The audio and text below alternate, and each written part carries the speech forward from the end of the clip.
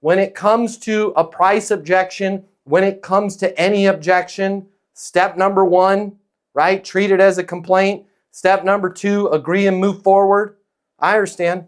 I'm with you. I hear you, right? So in the case of the consulting project with Chris, yeah, what's it going to cost to get this thing off the ground? Because we're really thinking about doing medical devices in Japan. $15,000. Oh my God, Chris, that's a lot of money. I'm with you. Does it make sense to move forward with the project? Right?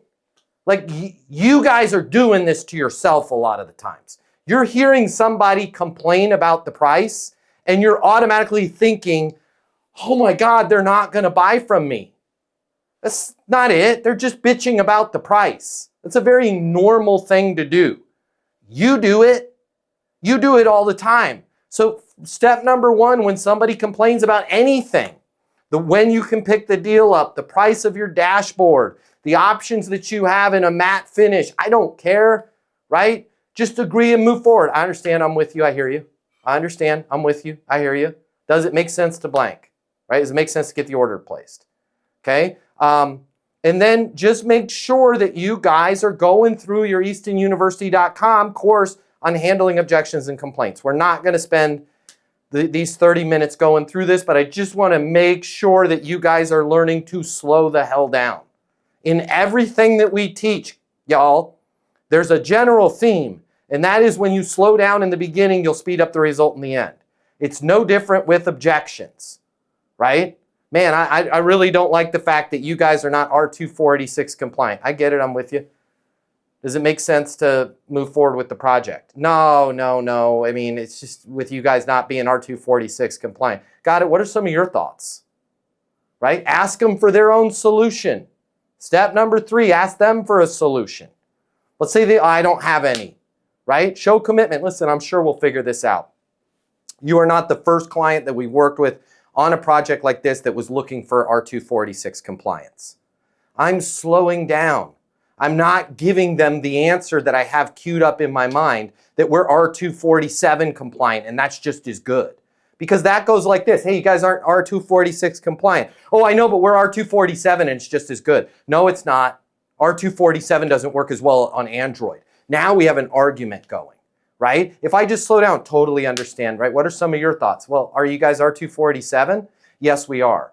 I mean, that's not as good on Android, but I mean, I guess we'll have to make it do. Yeah, let's go ahead and do it. People will solve their own problems. Show commitment to a solution. Then at that point, you can offer the solution. Hey, what a lot of our clients are doing that needed R246 is they're actually going with the R247. And then there's a workaround with a manual build for your Android apps. Does it make sense to get this in front of your people so they can start XYZ and ABCing in less time and help you guys take top line revenue to 15 million? I'm hear my voice, guys.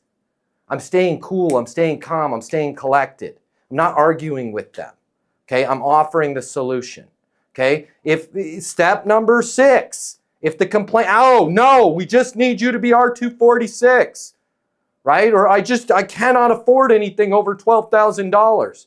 I just want to be clear here. Is the fact that we're not R246 compliant, is that stopping you from getting this software out to your people? Make them say it. Because 90% of the time, guess what they'll say? Well, no, but it's not ideal, right? You guys, you just automatically defaulting. Anytime you get a complaint, anytime you get an objection, we by nature automatically default to 1 or 2 or both of these 2 things. And that is this. Try to explain to them that they're wrong and that their objection's not valid. Congratulations, you are now in a fight. And I don't want to be your corner man in this fight because you're going to get knocked out. Or lowering our price to buy our way out of us not being perfect. You're not freaking perfect. Your competition's not perfect. Your client's not perfect. I'm not perfect. Okay? My wife's the only person that's perfect. Sorry. I'm legally required to say that. We have a contract. Everybody else on this planet's not perfect. So guys, hang in there, hang in there. Make sure you've been through your negotiation course, win-win negotiation. Make sure in terms of price, you have your PRR workflow, right? Your price reduction request. Chris, we discussed it. It's $15,000, Matt. That's just too much. Chris, we discussed pricing 6 weeks ago. What's changed? Simple, guys. Learn to go through these workflows. Nothing's changed. We're just serious and we're ready to go with the consulting project now. Awesome, awesome. Is there anything in the recommendation that you'd like to remove? See how I'm skillfully navigating my PRR workflow? By the way, your best PRR response number one on a price reduction ain't we discussed the price 6 weeks ago. Okay, I'm showing you that on the screen right now. You know what the best one is? A polite no. Matt, 15,000 is a lot. Can you reduce the price? No. Oh, okay. All right, let's go ahead and do it. Right? Like, you guys have to stay cool, calm, and collected. Chris, you estimated that this project, getting you guys into Japan or whatever the situation is, saves you $9,350 a month in onboarding costs, or allows you to recapture $93,000 in top-line revenue from the device sales there in Asia Pacific. Does it make sense for us to get started on the project now? Right? And then worst case, I don't have these because we don't discount, but if you are going to discount, let me give you two last little pieces of advice, and then we can open up for questions on anything. Okay, as your friend and as your co-pilot, I don't want to get into this plane with you if you're going to be the pilot unless you understand this one. Before the plane takes off, you need to have agreed with yourself on what your policies are in terms of discounting.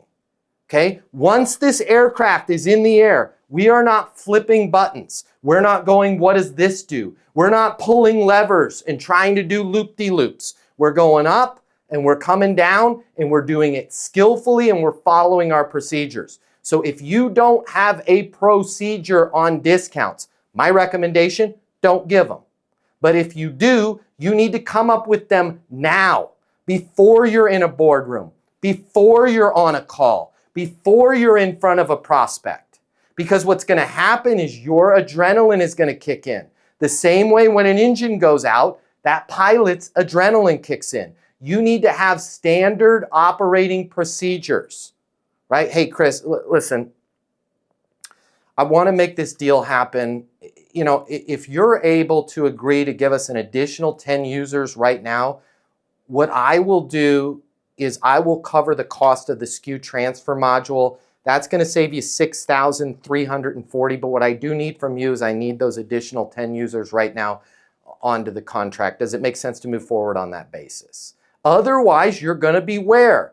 In a freaking death loop. Because I've been around the block in sales, guys. What's going to happen if you don't have standard operating procedures is Chris is going to go, hey, can you knock the price down? I'm going to go, sure. If we can get this deal across the goal line here before the end of the month, end of the quarter, end of the week, whatever it is, Chris, I'll take 20% off. And Chris is going to go, thank you so much, Matt. I think that's really going to make a difference for us. Let me check with my team and I'll get back to you.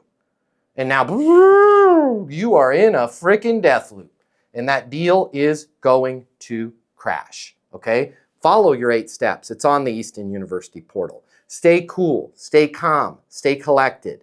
Don't default to discounting. Avoid it at all costs. When you are faced with price reduction requests, if you are going to discount, follow your eastonuniversity.com PRR workflow. Make sure there's 3 different responses before you ever offer them anything. Last bit on all of this. If you are going to offer them something, from here on out, if I'm your co-pilot and we're in the plane together, here's the word that is persona non grata. We ain't using it. Discount. We're not using take money off.